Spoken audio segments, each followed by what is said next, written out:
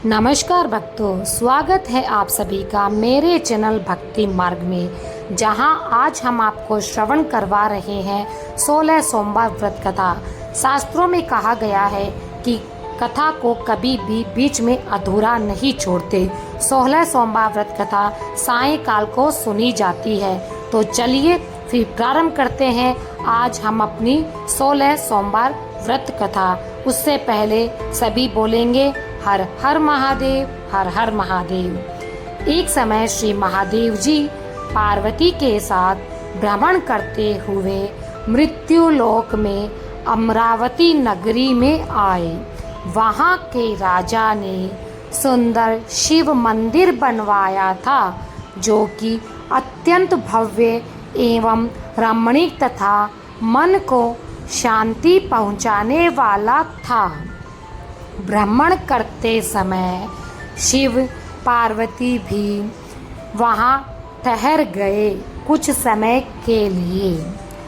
पार्वती जी ने कहा, हे प्राणनाथ, आओ आज इसी स्थान पर चौसर पासे खेलें।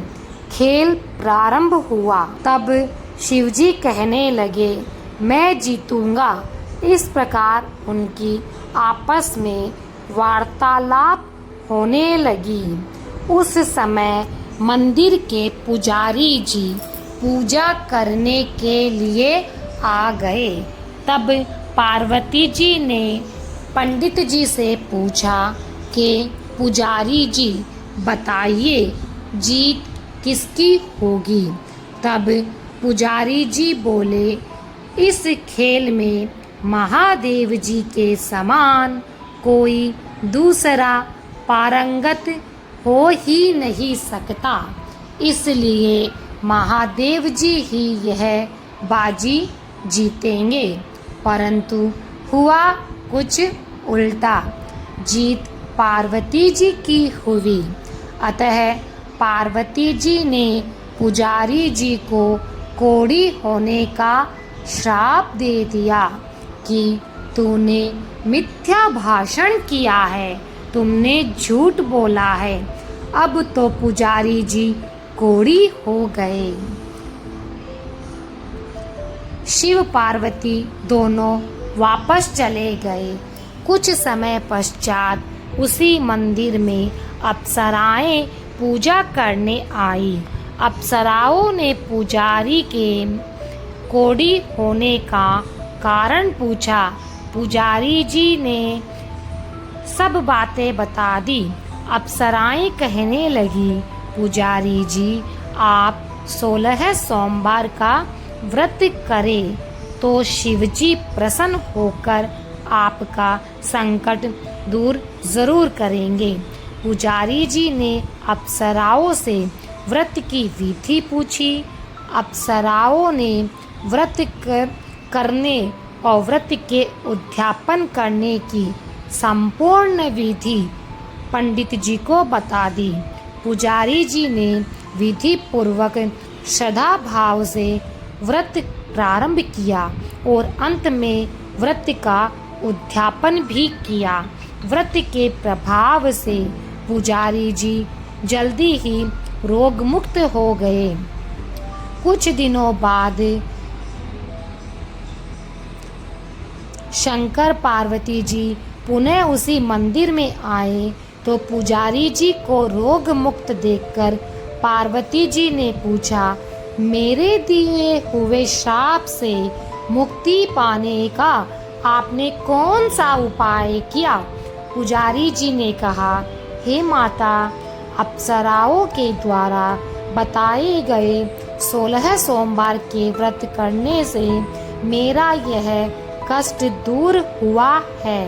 तब पार्वती जी ने भी 16 सोमवार का व्रत किया, जिससे उनसे रूठे हुए कार्तिकेय जी भी अपनी माता से प्रसन्न होकर माता के आज्ञाकारी हुए। कार्तिकेय जी ने पूछा, हे माता, क्या कारण है कि मेरा मन सदा आपके चरणों में लगा रहता है। तब पार्वती जी ने कार्तिकेय जी को 16 सोमवार के व्रत का महात्म्य तथा विधि बताई। तब कार्तिकेय जी ने भी इस व्रत को किया तो उनका बिछड़ा हुआ मित्र उनको वापस मिल गया। अब मित्र ने भी इस व्रत को अपने विवाह होने की इच्छा से किया तो फलतः वह विदेश गया। वहाँ के राजा की कन्या का स्वयंवर था। राजा ने प्रण किया था कि हथिनी जिस व्यक्ति के गले में वरमाला डाल देगी उसी के साथ उनकी राजकुमारी का विवाह करूँगा। ये ब्राह्मण मित्र भी स्वयंवर देखने की इच्छा से वहाँ एक ओर जाकर बैठ गया। हथिनी ने इसी ब्राह्मण मित्र को माला पहनाई तो फिर राजा ने बड़ी धूमधाम के साथ अपनी राजकुमारी का विवाह उसके साथ कर दिया। तत्पश्चात दोनों सुखपूर्वक से रहने लगे। एक दिन राजकन्या ने पूछा, हे प्राणनाथ, आपने कौन सा पुण्य किया जिससे हथिनी ने सभी राजकुमारों को छोड़कर आपके गले में वरमाला डाली?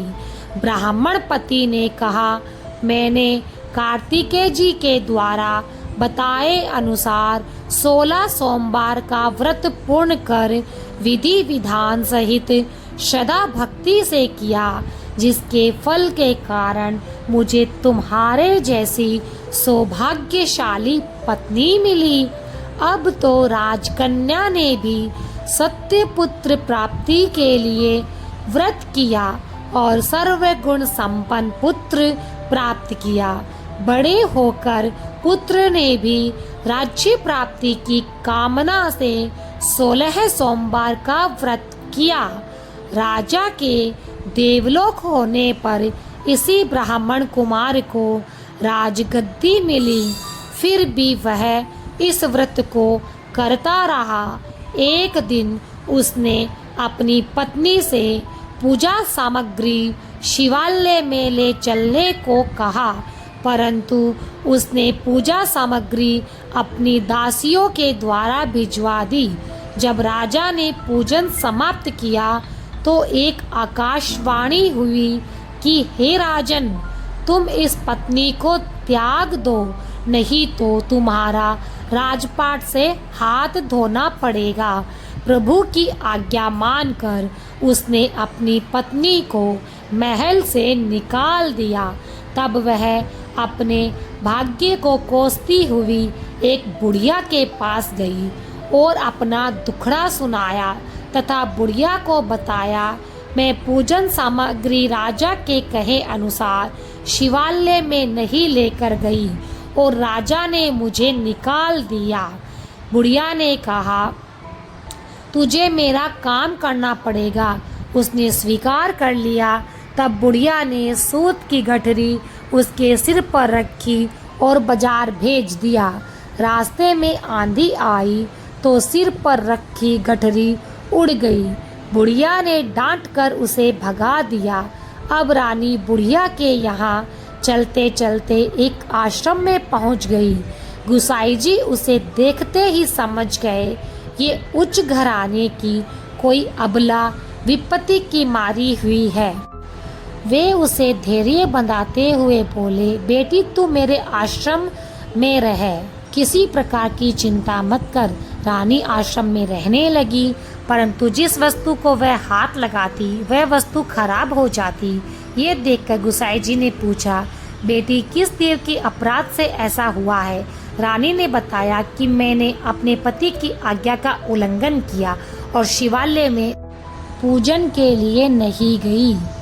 इससे मुझे घोर कष्ट उठाने पड़ रहे हैं। गुसाई जी ने शिवजी से उसके कुशल क्षेम के लिए प्रार्थना की और कहा, बेटी तुम 16 सोमवार का व्रत विधि के अनुसार करो।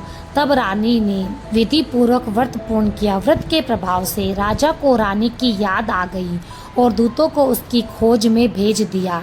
आश्रम में रानी को देख दूतों ने राजा को बताया। तब राजा ने वहां जाकर गुसाई जी से कहा कि हे महाराज, ये मेरी पत्नी है, मैंने इसका परित्याग कर दिया था, कृपया इसे मेरे साथ जाने की आज्ञा दे दीजिए।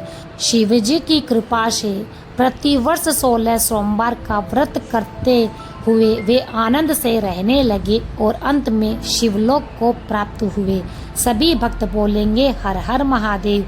यदि ये कथा आपको पसंद आई तो लाइक, कमेंट एंड सब्सक्राइब करना बिल्कुल भी ना भूलें।